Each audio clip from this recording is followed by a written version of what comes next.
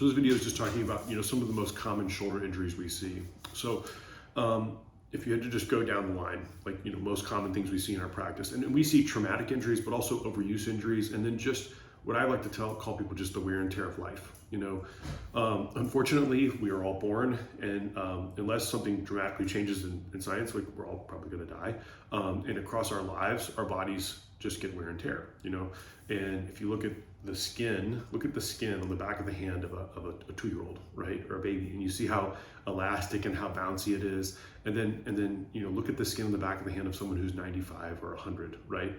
It's different, right? And you look at, what happens to your hair across our lives? Well, we get gray hair and we go bald, right?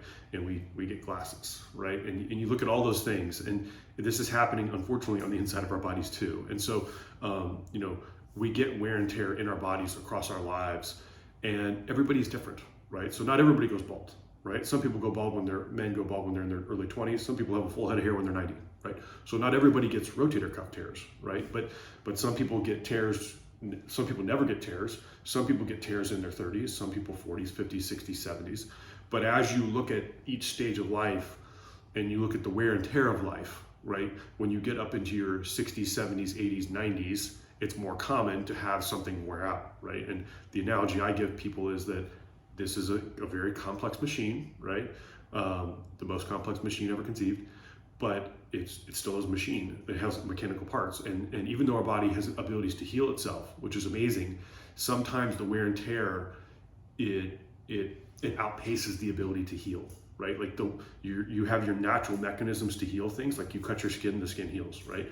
But in certain parts of our body, we can't keep up with the repetitive stress and wearing out of certain things. And each person is just genetically different, right? It's in your DNA whether or not your body wears out in certain spots. And the shoulders is a really common area that gets wear and tear. So that being said, like, what are the most common injuries we see? For sure, top of the list is rotator cuff, right? I mean, and that's either due to a trauma, you fell, but that's like maybe 5%, 95% of the time it's just wear and tear on the body. It can be tendonitis, it can be a small partial tear, it can be a full tear or a massive tear, but rotator cuffs are number one by far. Number two would be just the ball and socket joint itself. If you look at a piece of chicken and you look at the end of the bone, it's got that white surface there, that's cartilage. All of our joints in our body are covered with cartilage, and that allows them to flow and glide and really minimize the stress across the joint, right? But over time, in some people, they develop arthritis where the joint wears out, and they always want to know why. I tell them you can blame your parents, right? I mean, 95% of the time, it's a genetic issue. Some people just genetically have joints that wear out faster than others. And it's like, what I say is like, everybody's born with a certain set of tires, and your tires, the tread just wear out faster than in your shoulder than other people's. And so number one would be rotator cuff, number two would be arthritis, number three would be instability of the shoulder, meaning the ball and socket's unstable.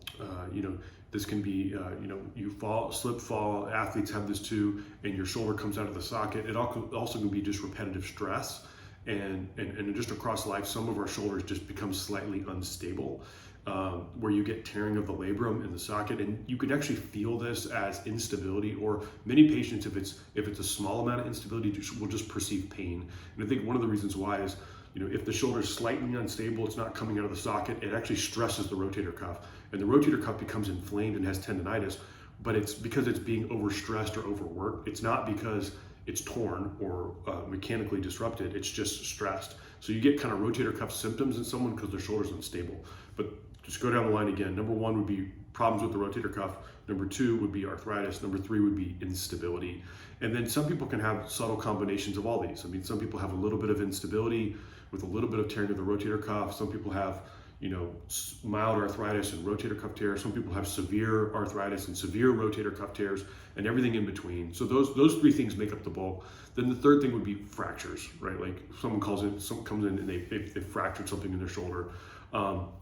And then there's a litany of other problems we see that are somewhat common, but those would be the main things. Would be tears in the rotator cuff, or rotator cuff pathology, arthritis, instability of the shoulder, And then there's different joints around the shoulder that can be injured. You know, your sternoclavicular joint here or excuse me, your acromioclavicular joint right here, your AC joint, you could have instability or pain there, or arthritis there. You could have injuries where this becomes dislocated. When that's the case, it's very obvious. I mean, it's sticking out. You can see there's deformity there.